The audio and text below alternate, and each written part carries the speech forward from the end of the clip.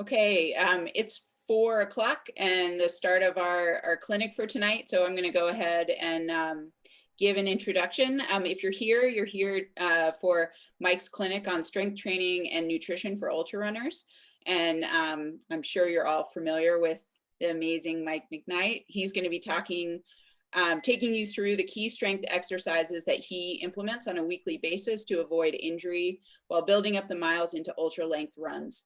Mike will also go over the concept of clean nutrition and how this pertains to running, not just keto, but the concept of clean nutrition overall. So first, I'm going to give just a little introduction, talk about Gnarly a little bit, tell you about some of the things we've got going on, and then I'll pass it over to Mike. So to introduce myself, I'm Shannon O'Grady. I'm the COO and general science nerd at Gnarly Nutrition. And I've had the pleasure of interviewing Mike before and talking to him about some of his accomplishments. And so I'm really happy to introduce him today. For those that aren't familiar with Gnarly Nutrition, we offer a line of science-backed NSF certified products that are formulated for active individuals. We really pride ourselves on making sure that our products are effective, but also taste really good. So that you see the results you want, but you actually also enjoy taking the products. We started a campaign last month that will extend through January called Longevity in the Sport. And the whole idea is to reach into our community of experts and athletes and ask them to share ideas on injury prevention, on injury rehab, on nutrition, for just letting us all play longer and kind of stay off the sidelines. So Mike is part of this series. We also have had a great lineup of presenters already and have great presenters all the way through January. So if you haven't checked the full lineup, check it out. Sign up for more than one clinic. Even if you can't make the time, we will email you the clinic as long as you've signed up for it within 24 hours. So it's a really great way to get a lot of really good information. Along with this campaign, we've just launched our newest product, Gnarly Collagen Pro. And research supports the idea that collagen protein intake can help promote collagen synthesis, which could have implications for both reducing the risk of injury and also rehab from injury in musculoskeletal tissues like tendons and ligaments. So really could be important for joint health. And we're really excited about introducing this product into the Gnarly lineup. I'm actually giving a clinic on December 15th where I'll be talking more in depth about the science around that product and how it indicates it should be used, as well as some other products that we're going to be launching in the next month. So check out that. Following this clinic, you'll get the email with the recording, as well as an opportunity to try out Gnarly Collagen Pro at discount. So look for that email. We've gotten some people who haven't thought that they hadn't gotten the email and it was in their junk or spam folder. So make sure that if you haven't seen it in 24 hours, check your junk and spam folders. And if you don't see it there, just email us and we're happy to send you the email. So last couple of items that I want you to be aware of. We just launched a pretty amazing giveaway with $3,000 worth of products meant to promote longevity in sport. So go to our website, gognarly.com. You can find the link to sign up there. It's also on our Instagram page. And then if you enjoy this clinic and you find a piece of information that really helped you or you thought was super interesting, please post about it, tag Gnarly Nutrition, tag Mike, let your friends know that this was a great resource for you. And then lastly, at the end of this clinic, you'll see a short survey that'll give us feedback and Mike feedback about something you learned and whether you benefited from it. So be great information for both of us. So now that I'm done kind of getting through all that, I'm going to introduce Mike. Gnarly athlete Mike McKnight completed his first ultra in 2013 and has done dozens since. He specializes in longer distance multi-day events. In 2019, he won each 200-miler in Destination Trail's Triple Crown of 200s, 3 200-mile races in 2 months. This year, he became the first person to run 100 miles without taking any calories in a really fast, amazingly impressive time of 18:39. as well as setting a new FKT on the Colorado Trail. So if you're here, I'm pretty sure you know Mike, and thanks so much for taking the time to share your knowledge with us, Mike. I'm going to fade in the background, so if you need me to answer, help with questions, just let me know and I'll pop back in. Okay. Thanks for that introduction. And everybody that's here, thank you for joining. This is kind of weird for me. I've never done this before, so I hope I make sense. But yeah, so we're going to be fielding questions. Be sure you type them, and then I'll answer them at the point that I can. Hi, Renee. So just to give a little background on myself, as was in my introduction, I've done the triple crowns of 200s twice now, in 2017 and 2019. And the difference between the 2 years is night and day, in how I was able to perform, how I was able to recover. And then for those of you who don't know what the Triple Crown of 200s is, it's 3 200-mile races. The first one is in August, the second one is in September, and the third one is in October. So it's about 650 some odd miles in about 60 days. And so the first year that I did it, I didn't do, like, I finished, and I finished relatively quick, a time faster than I thought I'd be able to. But like my actual experience wasn't the best. Between each race, I walked, like I could barely walk in between each race. I definitely didn't run at all. Going into Tahoe, which is the second race, I had severe IT band issues for basically mile 60 to the finish. I walked a lot of that race, and just every single step was severe pain. And then at Moab, I had some issues with my shin. I had a little bit of a stress fracture that I developed within the final 40 miles. And then again, between those races, I didn't run at all. And yeah, I'll answer questions at the very end. So yeah, 2017 was not the best experience. Fast forward to 2019, which was last year, I ran pretty much every single day in between each race.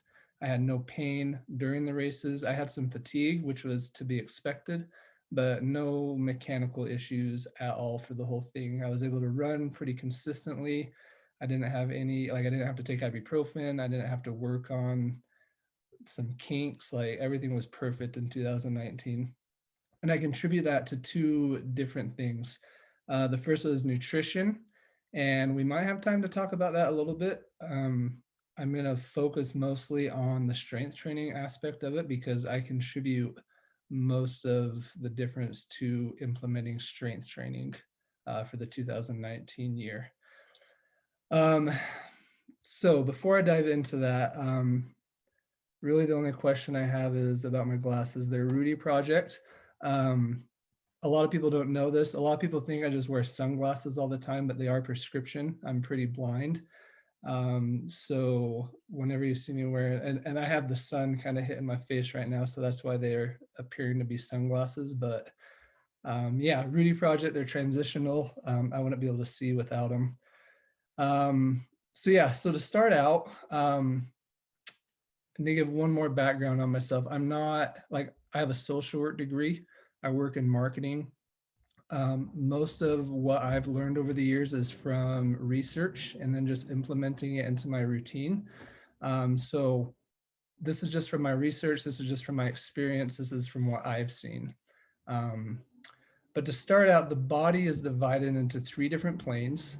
You have the sagittal plane, and just imagine an invisible line running down from here to the floor. So it divides your body in half. And the sagittal plane is where runners, that's the plane that runners use mostly. You have the frontal plane, which goes from here this way, so dividing your body from front to back. And those planes, you're going to be seeing jumping jacks. You're going to be working your abductors and your adductors. And then in the other plane is the transverse plane.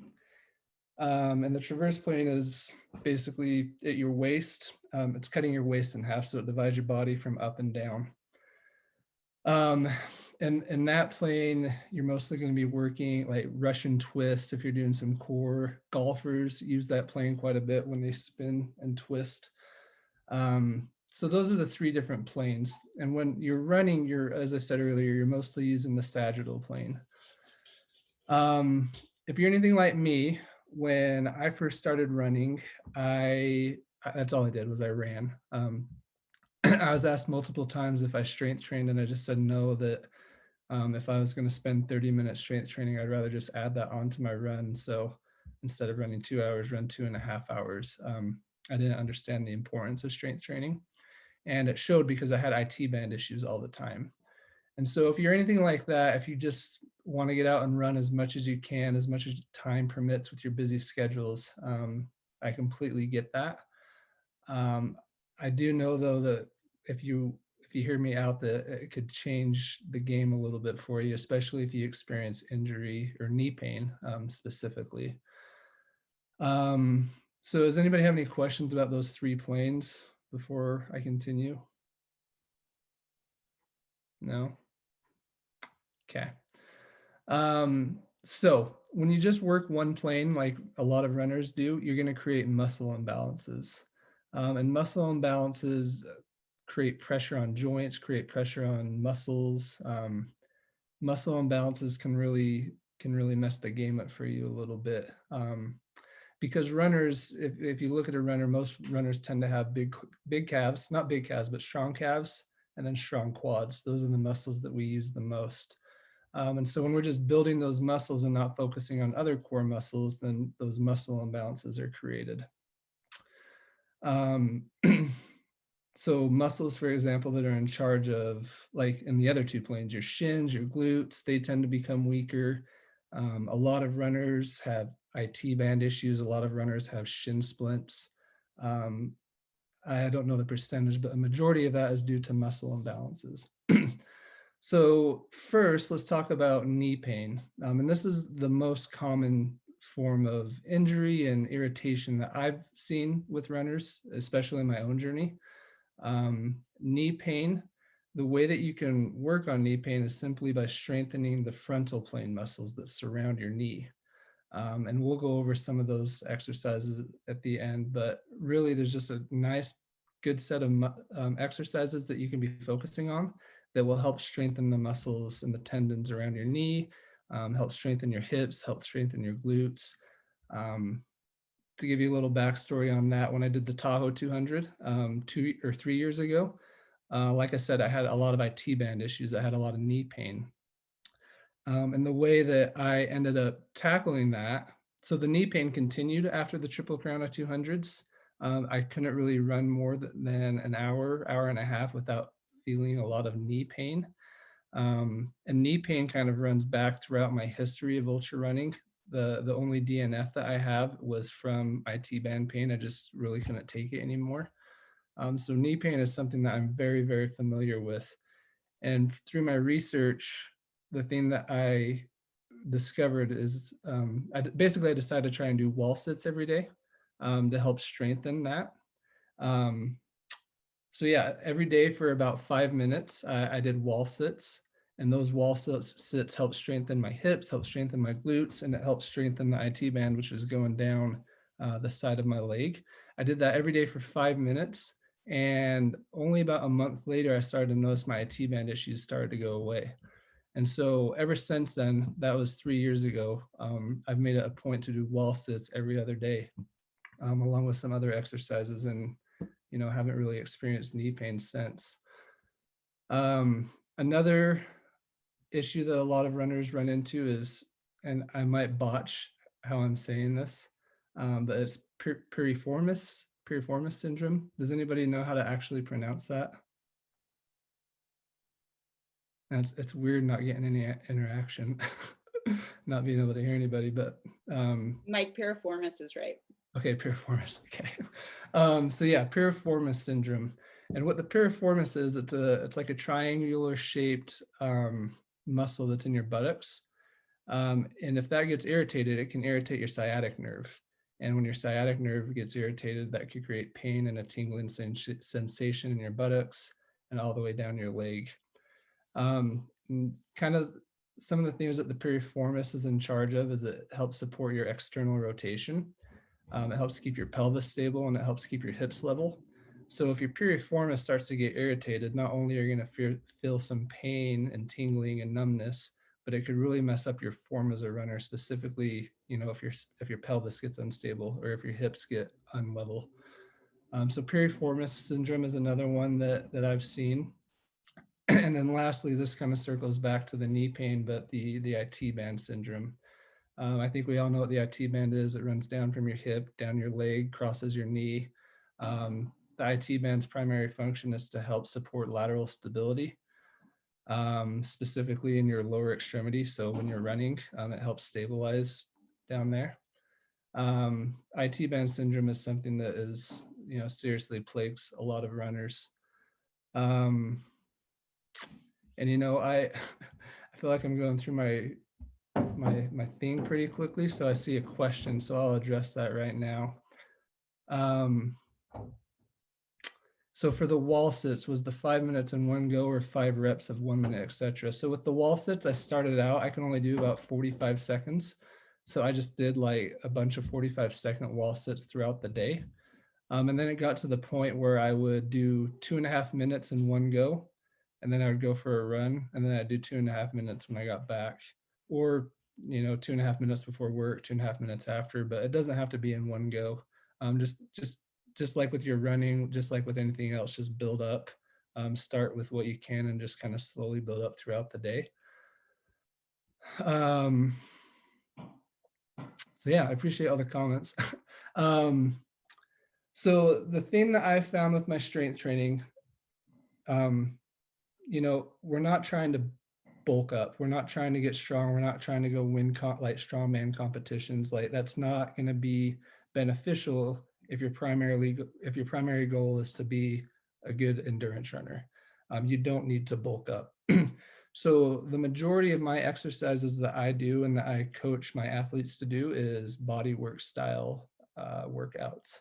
So, in terms of like arms, pull-ups, push-ups, some like shoulder work with dumbbells, like very, very light, more focusing on high intensity reps over high weight, high volume.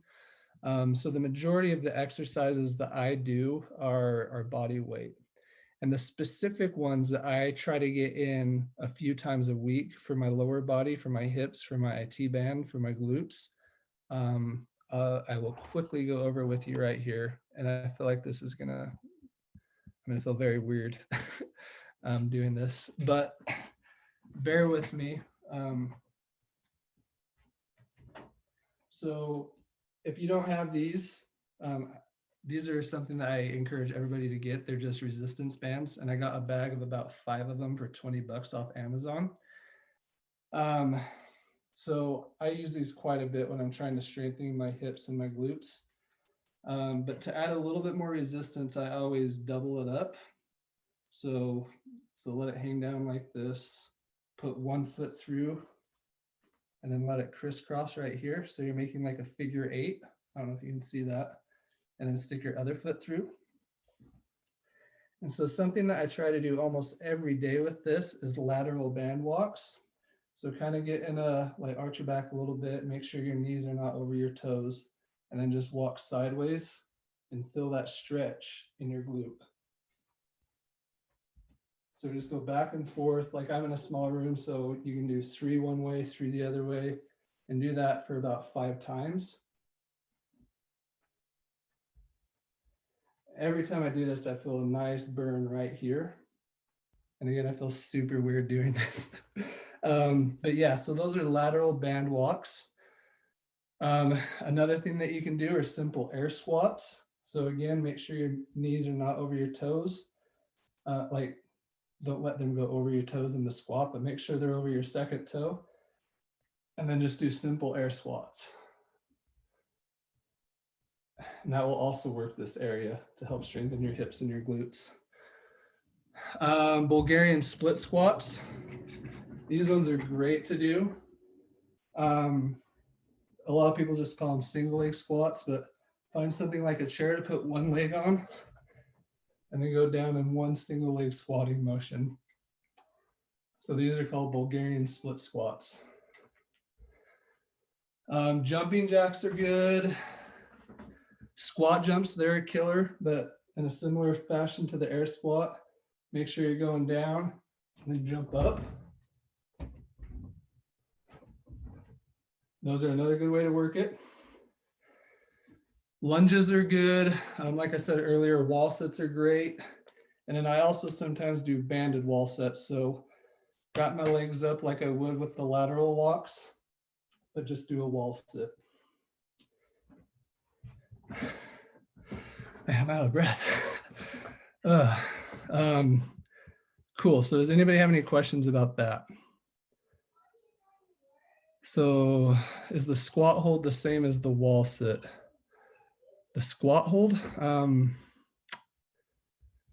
not sure I've ever done that before. So you just mean going down in a squatting position and then holding that? And Andreas?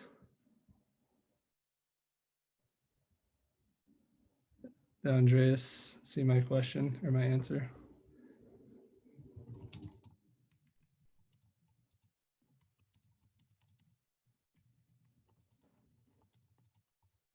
And it's so quiet. I don't know what's going on.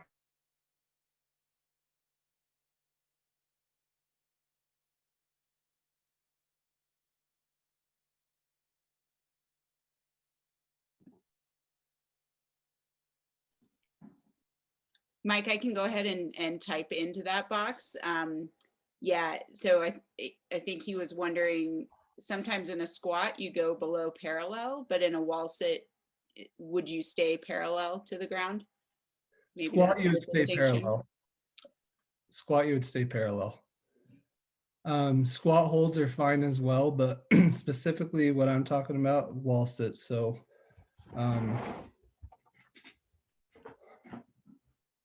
just getting up against the wall and getting at a 90-degree angle, and then just holding that with your back against the wall and holding that for a variety of about 5 minutes a day, breaking that up in any way that you can. And again, you can do that with the band as well.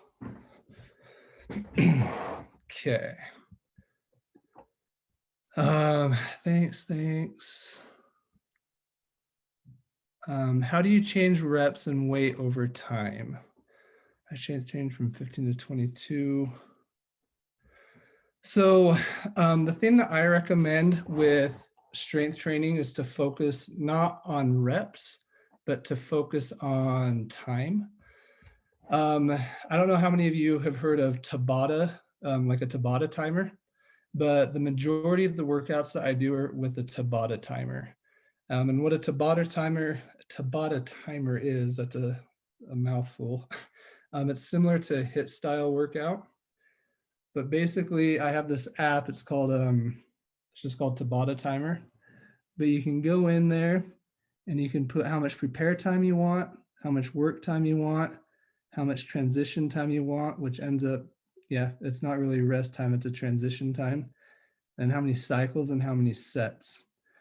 And so, you know, something like this, if I wanted to do wall sits, banded lateral walks, air squats, and everything that I just showed you, I would do it in a Tabata style workout. So, you know, doing wall sits for 45 seconds, then taking 15 seconds to transition to banded lateral walks and doing it for another 45 seconds, and just going in this continual motion.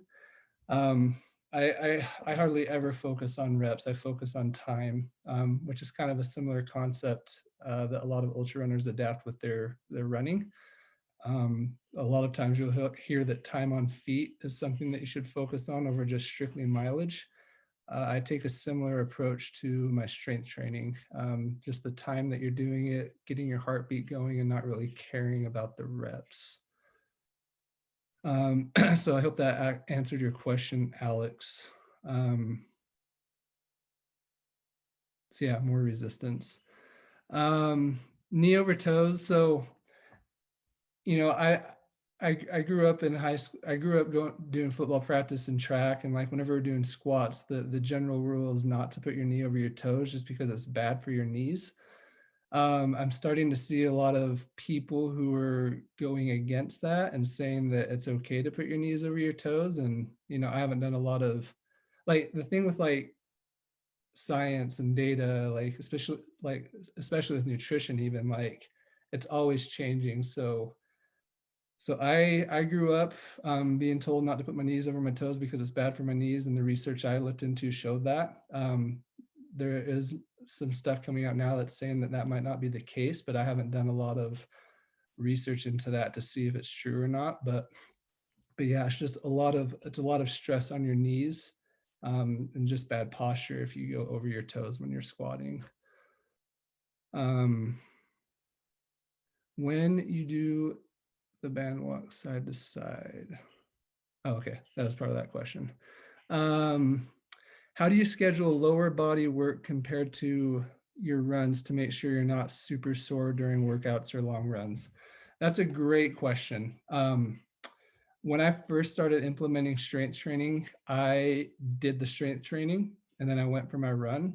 And that was a terrible idea, especially for my first time doing strength training, because I was sore within hours. Like on my run, specifically in my hamstrings from doing squats, my hamstrings were killing me. And so what that did is it messed up my form. I went slower, which isn't always a bad thing. The biggest thing was it messed with my form. I was running super awkward. And so now I make it a point to either do my strength training after my run, or, there's some days where I'm like, I know I'm not going to do my strength training after my run just because it's going to be a speed workout, for example. And I know that my legs are going to be tired and I'm just mentally not going to be there. And so on those kind of days, I'll be sure to get up, do my strength training early in the morning, and then go for a lunch run a few hours later.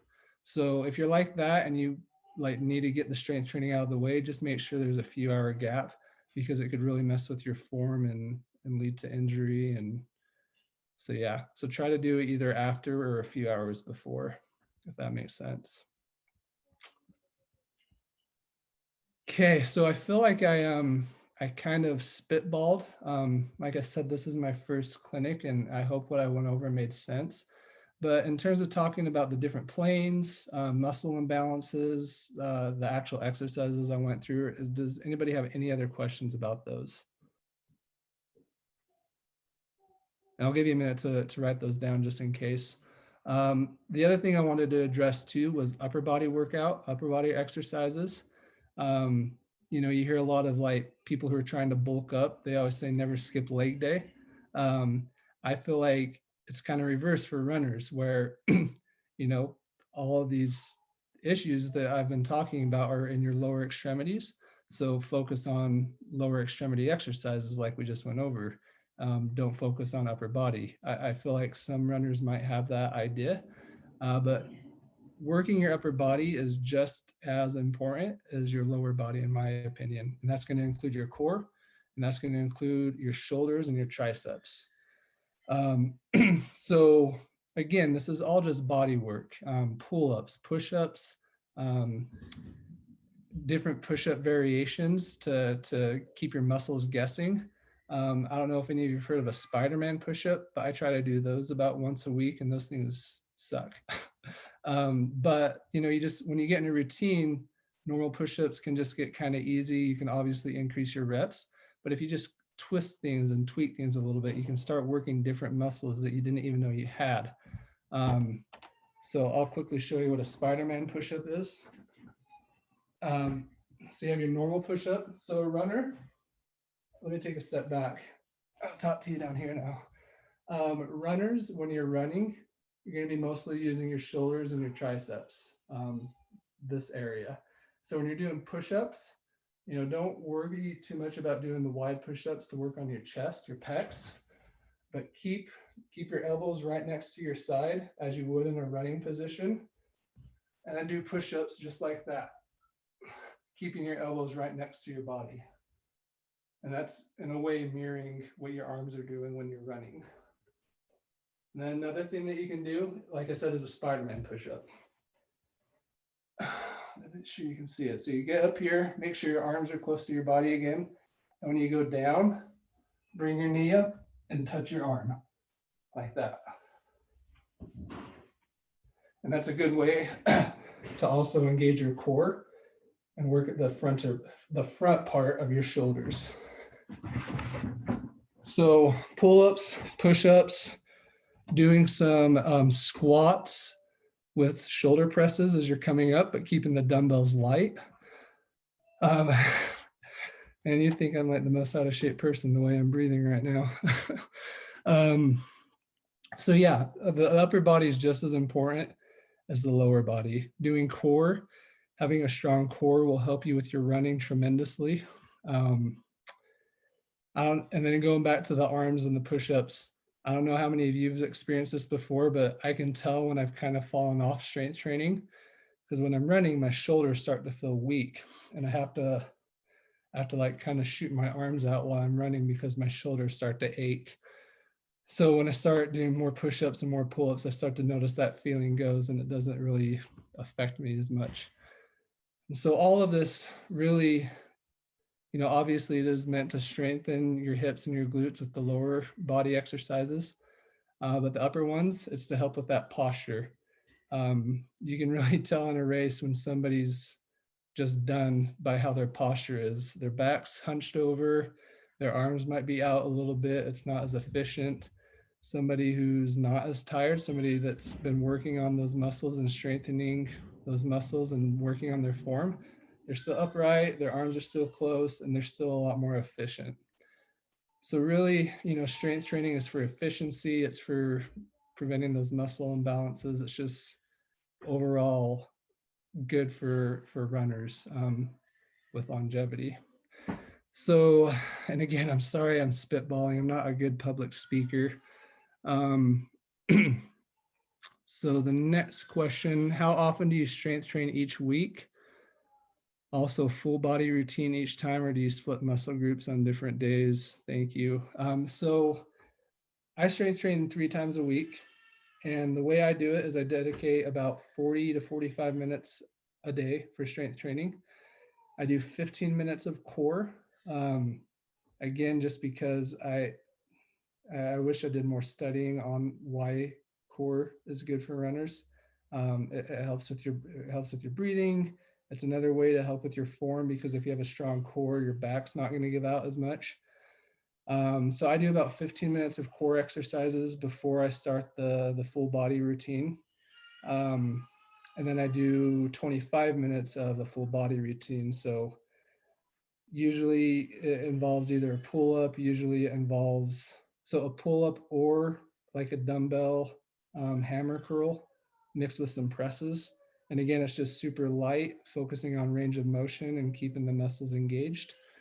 Like the majority of what you saw earlier with the wall sits and the banded lateral walks and the air squats, those are the majority of what I do with my lower body all week. I just do a lot of reps of them. Burpees are another good one.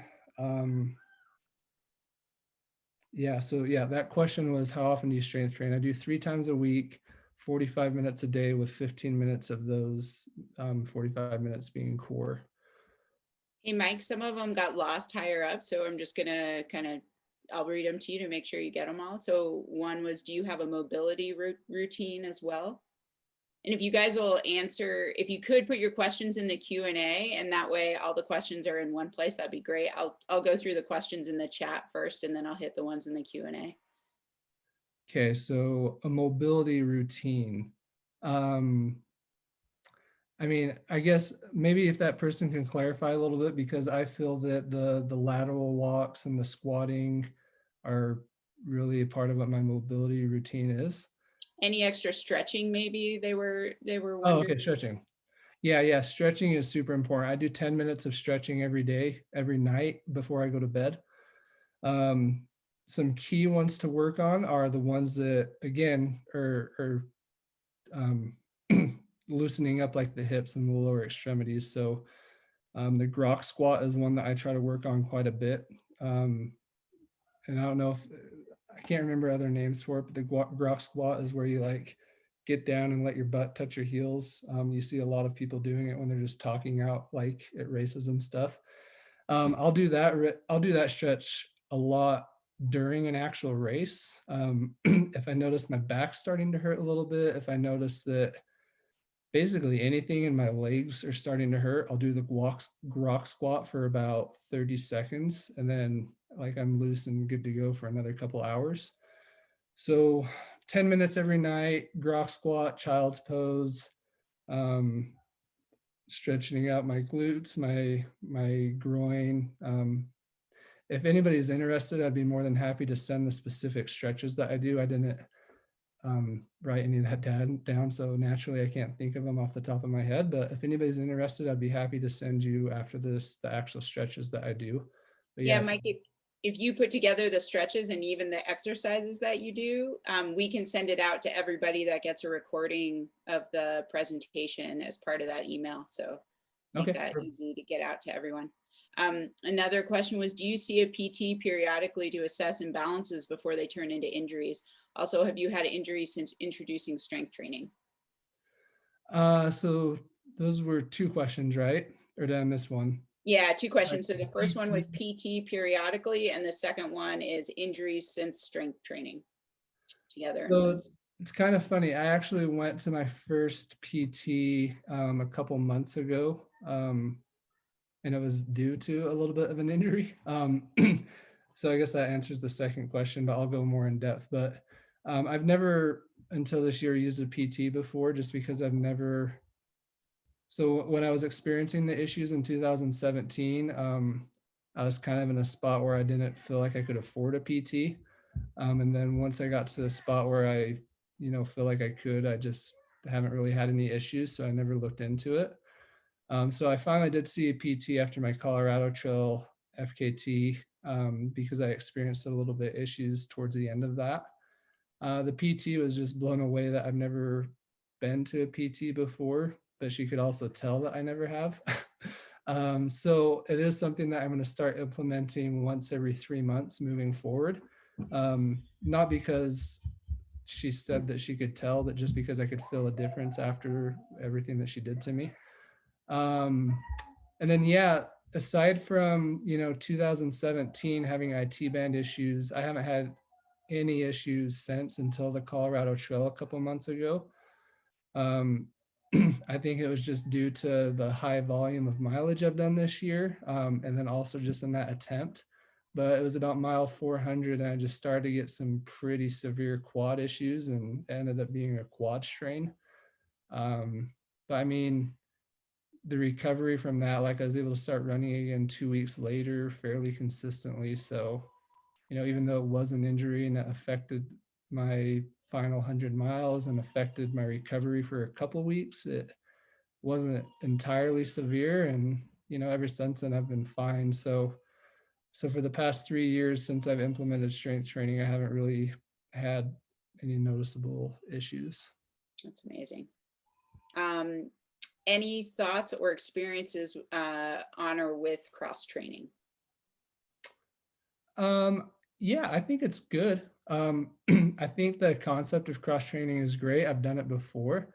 Um, I when it comes to strength training and working out, like the thing that I tell the people that I coach is it's always good to be moving. Not like never have a rest day. Like I've heard people have that kind of mentality, and I slightly disagree with that. Call it what you want, but it's not a rest day, it's a recovery day. So I don't know if that will help you feel better. um, but like in terms of cross training, like I think it's a great way to stay in shape, to keep the endurance building, to keep you mentally there, while giving yourself a chance to recover from running. So like there, after my quad was feeling better, I did a lot of biking. I do a lot of mountain biking. Here in the winter in northern Utah, the trails get covered with snow for about 4 months. So I have a backcountry ski set up, so I can do a lot of hiking up and skiing down, hiking up and skiing down. So, I think that hiking and biking, and if I had a gym membership, I'd be doing swimming. I think cross training is a great way to just like this whole concept of strength training, it's a great way to engage different muscles in a different way while still staying in shape and building towards that overall goal of being able to run for a long time without being injured. Would you consider plank adequate for upper body and core workout? I think it's like, not if it's the only thing you're doing. I think planks are great, and I do those every other day. Like, that's part of my routine. I do planks. But like, if the question is if all you have to do is planks, then I think there's a lot more that you need to be doing. But planks are a great way to strengthen a lot of your body. Can you give the name of the app you use again? It was Tabata Yeah. Timer. Was that it? Timer. Tabata Timer. Yeah. So I have a Droid, but it's you can see that little blue timer. That's what it looks like for Droid. I don't know what it's called for iPhone, but yeah, it's just called Tabata Timer. Do you see any benefit to running with a weight vest or pack? That's funny. Yeah, I used to do that all the time. I noticed that it started doing more damage than good. Mine was a 20-pound vest. I think that like actual running with a vest is not great because it's that much more pressure on your joints. I do think though that it's good to utilize a vest in different ways. So Ian Sharman, anybody that follows him, he's the one that actually advised me to try it this way after I started to notice some knee pain from running with a weight vest. But he'll, and this kind of varies on what kind of terrain you have in your backyard, or if you have a treadmill or anything like that. But basically, he'd use weight vests to hike up, and then he'd do repeats right there. So hike up, take it off, run down. I guess that doesn't really explain how he'd go back up to get it, but Maybe he had two. yeah, maybe he had two, or maybe that was mostly on the treadmill, but basically he used his vest for hiking. So I think it would work better with the treadmill. Hike on the treadmill with a vest, and then mix it up with some running without the vest. Just my opinion though. That's, yeah. So I do strength training once a week after a speed training day and before an easy run. Is that the optimal sequence of training? Okay, could you say that one more time? You cut out. Yeah, so this individual does strength training once a week after a speed training day and then before an easy run day. Would you say that's an optimal sequence to integrate strength into his run plan? Yeah, yeah, absolutely. Especially if you like, everybody's body is different. 3 times a week is the sweet spot for me. And, there's some people that I coach, I only have them do 2 times a week. So if you've been doing that and you've noticed improvements and less injury, then that's great. If you start to notice that you start feeling some tightness in areas, then I would up that to 3 times, but 2 to 3 times I think is very ideal and optimal for runners. So curious, Mike, too, I like the idea of using time kind of as your method for kind of measuring length instead of reps. Do you ever kind of increase those resistance bands or increase that time interval like you did initially with your wall sits? Or do you kind of maintain that routine kind of consistently over time? So yeah, I'll mix it up. Like, that's why I bought the set off Amazon. Like, this one's a little bit of a lighter resistance. This one's a little bit more of a tougher resistance. So yeah, I'll mix it up. I'll do both. I'll mix it up in how I do it. So take really wide steps and like hold the step as I'm doing it, or do like a little bit shorter steps but go a lot quicker and a lot faster. So like the thing that I've learned is just, and I think I said it earlier, but just keeping the muscle surprised, muscle confusion, like mixing it up, not getting used to some routine, because in a way you're working on, like, if you're getting used to it and it becomes too easy, like you've been working on the same muscle. But if you mix it up and do something different and it starts to get sore, then you're engaging something in a slightly different way. And so if you can do that, then your chances of muscle imbalances are going to be less. Yeah, 100%. I think that's true for a lot of sports.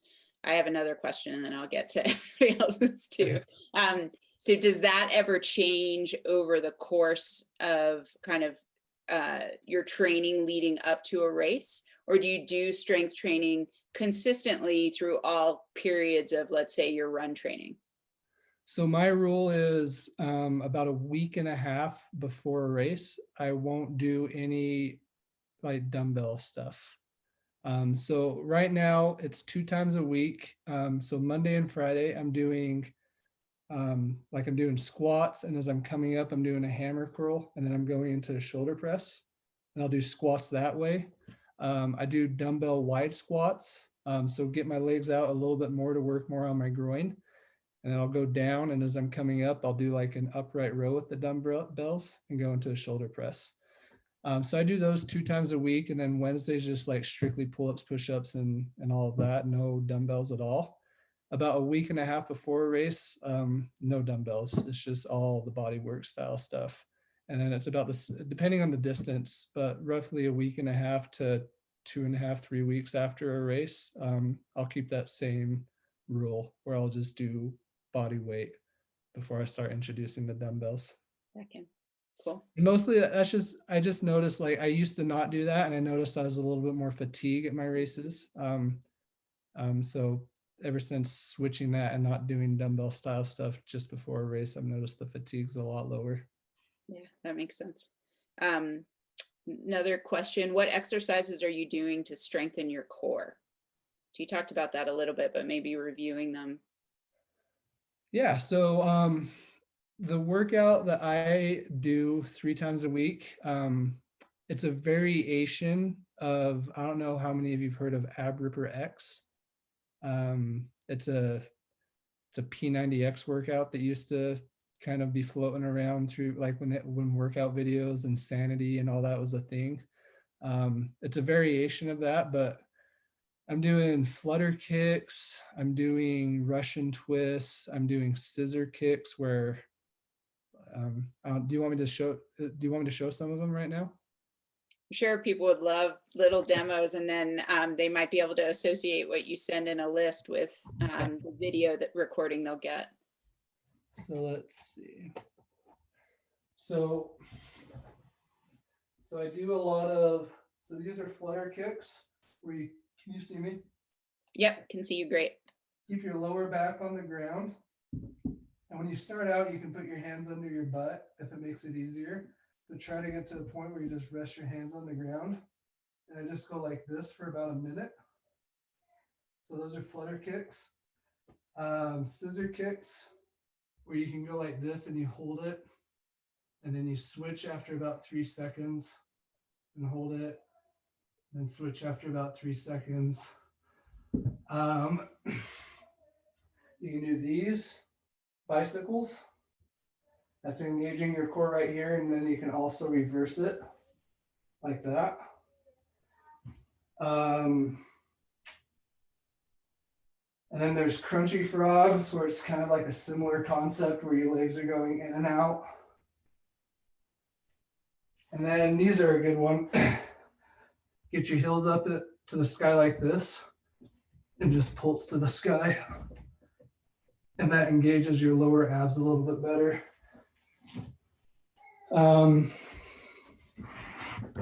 Yeah, those are some of the ones that I do. There's about 12 different ones that I'm doing. Nice, super helpful. So some of the questions coming up now are more nutrition questions, and I know you were going to potentially go a little bit into nutrition. I don't know if anybody else has any other questions related to strength before we jump into nutrition topics. I see it. What do you, oh, that's a nutrition. Okay. I mean, that would be a good transition. I see 2 nutrition questions. Yeah. Is that what you're talking about? Yeah. So I've covered all the questions in the chat that I saw.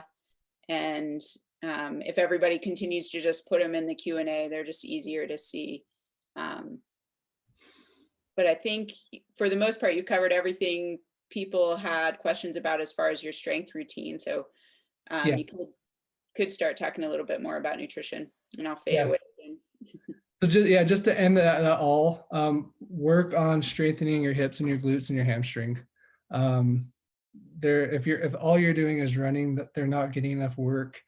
If you just work on doing those a little bit for a couple days a week, you're going to notice some, in my opinion, you're going to notice some major differences with how you feel. Okay, so nutrition. So I see two questions, and I'll just answer those before I talk about a little bit of nutrition. So the first question is, when do you take your Gnarly products? I take mine after workouts. I know Gnarly makes pre-workout. I personally don't take pre-workout because I'm very unique in my approach to nutrition. And I'm not going to talk about my uniqueness. I wanted to talk about something that's kind of agreeable on the whole of nutrition. But I do a lot of fasting with my running, so I don't take anything before the majority of my workouts. Afterwards, though, I try to get in 1 to 2 scoops of Gnarly BCAAs within a couple hours of my workout. And then I also take Gnarly protein shakes, and I also try to take that within a couple hours after my workouts, just for the protein and then also for the carbs that are with those workouts to help with the recovery. Or yeah, I think I said that right. What do you eat before you go for a strength workout and a run? Again, most of mine are fasted. I don't want to talk too much about that because I'm not a nutritionist, and a lot of people have different opinions on fasting before workouts and running. But before I implemented fasting, I was eating as light as I could, but as dense as I could before workout. So I'd have a few eggs, and then I'd work out about 45 minutes after having those eggs. But again, it's been a few years since I've done that. That seemed to work for me. How do you incorporate beer into your nutrition? Well, it's kind of impossible to drink beer when you're low carb. So I do not incorporate beer into my nutrition. Hopefully that helps. I don't know if that was a joke or not, but yeah, I don't drink beer. So the few things that I wanted to talk about with nutrition, majority of the people probably know I'm keto, low carb, high fat. I'm not here to preach that on anybody. If you're vegan, if you're paleo, if you're fruitarian, if you're standard American diet, like do what works for you. Courtney DeWalter, one of the best runners out there, and she eats all the carbs for me. So yeah, do what works for you. The few things that I do want to recommend though, get your electrolytes. Electrolytes will improve your recovery tremendously. The majority of people are not getting enough electrolytes. When I talk about electrolytes, potassium, sodium, magnesium, calcium. Gnarly has a great product that has those in it. Yeah, so get your electrolytes. That's kind of something that I was really focusing on with my 0 calorie 100. And I noticed that after the 0 calorie 100, I was taking electrolytes a couple times a day. And I've noticed that like my recovery has just been crazy different. I've noticed a huge difference with the strength training, but ever since I started taking electrolytes, I've noticed an even bigger difference. So make sure you're getting electrolytes.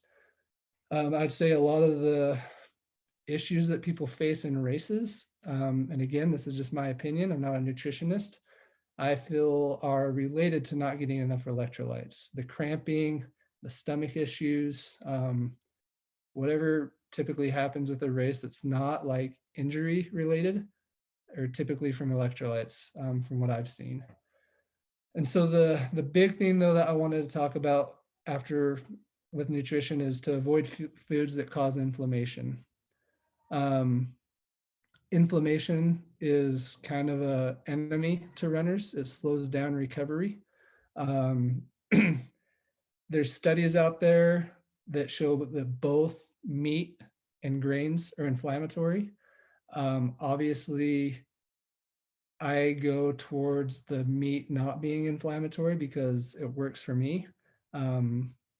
So I don't want to talk about grains and meat just because that's a whole different topic. Um, but there are about 6 things that I do want to point out that I think that we can all generally agree on are not best for recovery. And the first is sugar and high fructose corn syrup.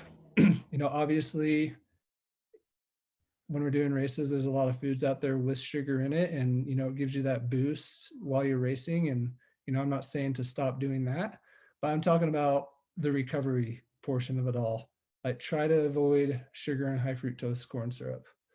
Artificial trans fats, so something like margarine, something that's created by adding hydrogen to unsaturated fats, like something like that has shown to be inflammatory.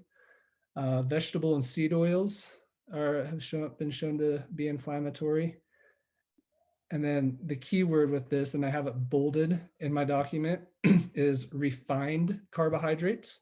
I'm not saying to avoid carbohydrates. I'm saying to avoid refined carbohydrates. So these are carbs that have had most of their fiber removed. And you're going to see it in a lot of foods that just have added sugar. Um, some breads, some pastas, like a lot of our food today has a lot of added stuff into it that you don't need. If you're getting like a good, like whole wheat style bread that hasn't had a bunch of the crap added to it, then you're going to be fine. But basically, if you see a bunch of added sugar into it, it's going to, in my experience and from what I've studied, it's going to slow down your recovery. Excessive alcohol, and then processed meat. And then the word I have highlighted with that is processed. Pepperonis, salamis, like a bunch of the stuff that you're going to see at delis. If it's processed, it's been shown to cause a little bit of inflammation. And so to go back to 2017, when I did the Triple Crown of 200s, that's about when I started my journey where I was trying to really eat some good whole food. But it was fairly fresh. So I used my 200-mile races as an excuse to eat whatever I want. So I finished the Bigfoot 200, and I still have a picture of it on my phone. I could include that in the document to send to all of you. But on the drive home from the Bigfoot 200, I got a big old bucket of fried chicken. I went to 4 different restaurants. I got a bucket of fried chicken. I got a bucket of like fried cheese curd. I got a bag of onion rings. I got like a ton of fried crap. It was a ton of food and it was just crap. And like in my mind, I was like, I just ran for 3 days so I can eat what I want. My body needs these calories. It's going to help me recover. And for about 3 days, I used to be overweight. My legs were bigger than they had ever been when I was overweight. The inflammation that was in my legs was ridiculous. I didn't run once between Bigfoot and Tahoe. Tahoe came. I had my issues with my AT band. Did the same thing once I finished. Like, I used crap food as a reason to finish Tahoe. I wanted to drop out because of how much pain I had. I was just like, if I finish this race, then I can eat 2 extra large shakes right when I'm done. And so I was using those races as an excuse to eat junk. And in retrospect, that's the time that I should have been eating my cleanest. So like fast forward to today, I'm low carb, I'm keto, but I also believe in enjoying life. And to say that too, I enjoy the way that I eat. But if I like for Thanksgiving, for example, I had a little bit of ice cream. That's not keto, but I did it. So I'll occasionally have some treats. If it's away from an event, if I'm not trying to recover, if I'm not trying to gear up for an event. When you're trying to recover, the food that you eat is going to help tremendously. That's when you should be eating the cleanest. So now, like after a race, I'll be sure to eat a lot of good protein. I'll be sure to get a lot of good fruits. I'll be sure to get a lot of food that doesn't have added sugars, that's not processed, just like good, clean, whole food. And so that's just kind of the thing that I wanted to touch on nutrition. We're known as runners to eat a lot. Ultra runners are always said to just be running with a buffet mixed in, or a buffet mixed with running, something like that. We're known to eat a lot. That's okay. Our bodies do need the calories, but just really focus on getting good, clean, whole food. And really be sure to time that food. Be sure to get the good stuff as close to your races as possible. And again, I'm not a nutritionist, but I do feel like I can somewhat confidently promise you that if you like focus on eating good and clean after a race, you'll recover quite a bit quicker. So spitball, that's over. Was there any other questions about that?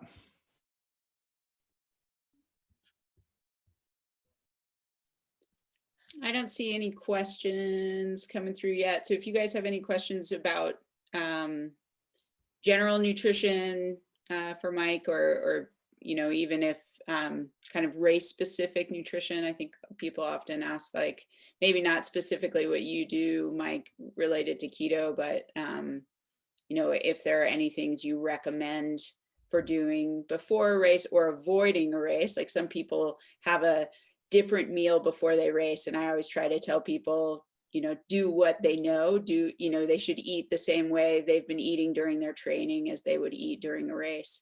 Yeah. Never want to try a new thing, even when it comes to nutrition.